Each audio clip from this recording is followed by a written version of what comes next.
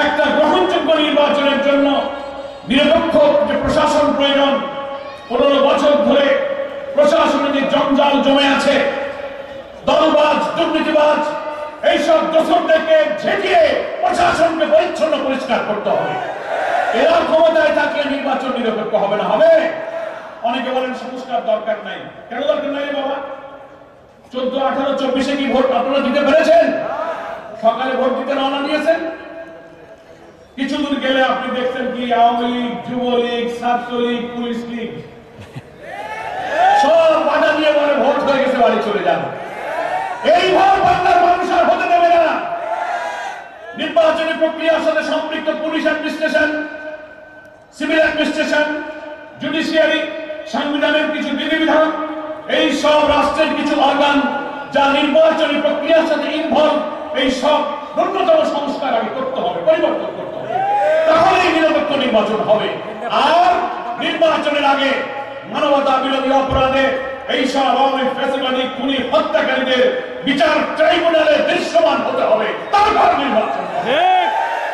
আমার প্রিয় নেত্রকোনাবাসী, তাই অরাজকতার পথ ছেড়ে একটি শান্তিপূর্ণ স্থিতিশীল পরিবেশের দিকে আমাদের সকলকে ফিরে আসার জন্য চেষ্টা করতে হবে।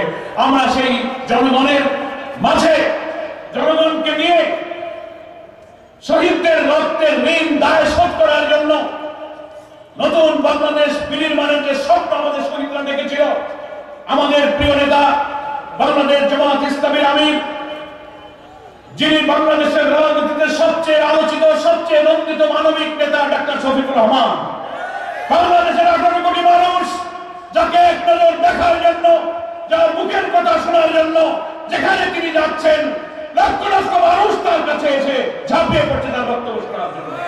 তিনি জাতীয় ঐক্যের ডাক দিয়েছেন। তিনি বলেছেন, ফ্যাসিবাদের রাজনৈতিক মৃত্যু নিশ্চিত করতে গেলে আমরা যারা ফ্যাসিবাদ বিরোধী আন্দোলন রাজপথে ছিলাম, তাদের মধ্যে কমন ইস্যুগুলোতে একটি জাতীয় ঐক্য তৈরি করে আবার নির্বাচনের লক্ষ্যে এই অন্তর্বর্তীকালীন এই রাজনৈতিক সরকারকে সহযোগিতা করে আমাদের একটা জাতীয় ঐক্যের পরিবেশ তৈরি করতে হবে। এখানে ফ্যাসিবাদের দোসর কারা, তাদের আচরণ, তাদের কথাবার্তা থেকে কিন্তু টের পাওয়া যায়। প্রশাসনে আমরা যখন যাই, সচিবালয়ে ডিসি, এসপি, ইউরো, থানা, ওসি, এসআই, প্রশাসনে গেলেই তাদের আচরণে বোঝা যায় অনেকের কথার মধ্য দিয়ে ফ্যাসিবাদের গন্ধ আসে। এখনো এই প্রশাসনের সব জায়গাগুলো পরিষ্কার করুন, যে আবার নিরপেক্ষ নির্বাচনের জন্য একসাথে রক্ত গেল, হাজার হাজার জীবন গেল, 2 মাস 6 মাস আগে হলো কি পরে হলো, নির্বাচনের দিন আমাদের কাছে গুরুত্বপূর্ণ নয়, নির্বাচন নিরপেক্ষ হবে কিনা সেটাই হচ্ছে গুরুত্বপূর্ণ। আমরা যদি 15 বছর অপেক্ষা করতে পেরে থাকি, তো 2 মাস 6 মাস আগে হবে কি পরে হবে, প্রশাসনকে পরিচ্ছন্ন করে সংস্কার করে নির্বাচন করতে যেটুকু টাইম লাগবে, জামাত ইসলামী সেই সময় দিতে প্রস্তুত আছে। আমরা তাড়াহুড়োর পক্ষে নই, কি বলেন ঠিক কিনা? আমরা ডক্টর প্রফেসর ইউনূস অন্তর্বর্তীকালীন সরকারের প্রধানকে বলতে চাই, আপনি নির্বাচনের জন্য যে সম্ভাব্য একটা ডেডলাইন আইডিয়া দিয়েছেন, একবার আপনি বলেছেন এই বছরের ডিসেম্বরের মধ্যে হতে পারে, আবার বলেছেন আগামী বছরের অর্ধাংশের মধ্যে হতে পারে। ঠিক আছে, আপনার দেওয়া এই ডেডলাইনের মধ্যে সংস্কার সম্পন্ন করুন, খুনিদের বিচার নিশ্চিত করুন, তারপর নির্বাচনের ডেডলাইন আপনি ঘোষণা করুন। সেই নির্বাচনে জামাত ইসলামী এই সরকারকে সহযোগিতা করবে। যদি অন্তর্বর্তীকালীন সরকারের একটি অবাধ, নিরপেক্ষ, গ্রহণযোগ্য, পার্টিসিপেটরি, ইনক্লুসিভ, ক্রেডিবল একটা ইলেকশনের পথে কেউ বাধা তৈরি করে, নতুন নতুন উস্কানি দিয়ে দেশকে অস্থির করতে চায়, বুঝতে হবে এরা ইলেকশনকে বিলম্বিত করার চেষ্টা করছে। এরা আমাদের দেশপ্রেমিক ছাত্র জনতার রক্তের সাথে কিন্তু সম্মান দেখাচ্ছে না, এদের অসৎ উদ্দেশ্য। এই জন্য আমরা সরকারকে বলছি, জনগণ আপনার সঙ্গে আছে, দেশকে আপনি শান্ত রাখুন। আপনার উপদেষ্টা পরিষদে যারা আছে, আমরা জানি তারা জ্ঞানী, বুদ্ধিমান, রাজনীতি আপনারা করেন না, কিন্তু আপনাদের অনেক সিদ্ধান্ত, অনেক পলিসি রাজনীতিকে কিন্তু প্রভাবিত করে। এই দেশেরই মানুষ, এখানেই বড় হয়েছেন। এই স্বাধীনতার 53 বছর ধরে কারা সরকার চালিয়েছে, দেশ চালিয়েছে, কাদের আচরণ কি, তাদের চরিত্র কি, কারা যোগ্য অযোগ্য, কারা দলবাজ, কারা দুর্নীতিবাজ,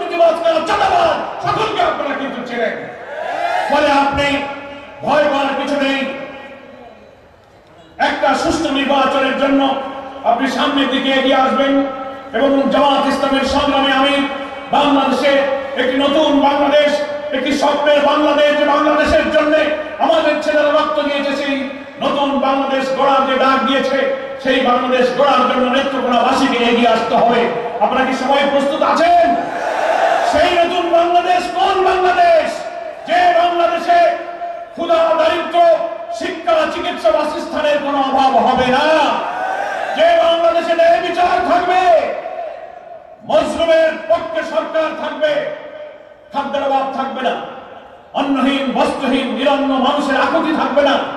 রাসূল সাল্লাল্লাহু আলাইহি ওয়াসাল্লাম ইসলামিক কল্যাণ রাষ্ট্রে যে ধারণা দিয়েছেন, একটা ওয়েলফেয়ার স্টেট যেখানে সামাজিক মর্যাদা, মানবিক মর্যাদা, সাম্য, সুবিচার থাকবে, ন্যায় বিচার, সেই ইনসাফপূর্ণ একটি রাষ্ট্র, সমৃদ্ধ উন্নত বাংলাদেশ হচ্ছে আমাদের এই নতুন বাংলাদেশের স্বপ্ন।